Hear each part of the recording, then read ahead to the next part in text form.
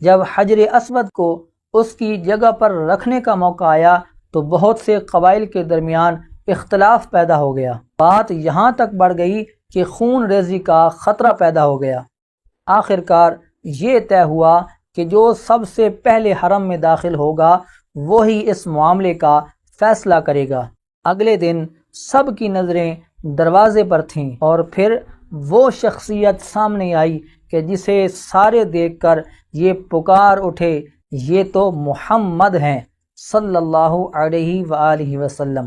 اور پھر ان تمام لوگوں نے کہا کہ ہم ان کے فیصلے پر راضی ہیں، کیونکہ وہ جانتے تھے کہ یہ محمد ہیں اور صادق و امین ہیں۔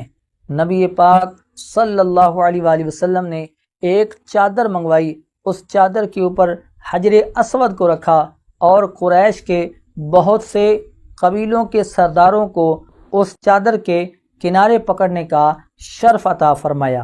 جب حجر اسود اپنی جگہ کے قریب پہنچ گیا تو نبی پاک علیہ الصلاۃ والسلام نے اپنے ہاتھوں سے اٹھا کر حجر اسود کو اس کی جگہ پر رکھ دیا۔ اگر آپ چاہتے ہیں کہ نبی پاک علیہ الصلاۃ والسلام کی سیرت طیبہ کا یہ خوبصورت سفر اسی ترتیب سے جاری رہے تو آپ سے گزارش ہے اس ویڈیو کو لائک کریں، اپنے تمام دوستوں کے ساتھ شیئر کریں، چینل کو سبسکرائب کریں اور کومنٹ میں صلی اللہ علیہ وآلہ وسلم لکھ کر اپنے آقا و مولا امام الانبیاء صلی اللہ علیہ وآلہ وسلم سے محبت کا اظہار کریں۔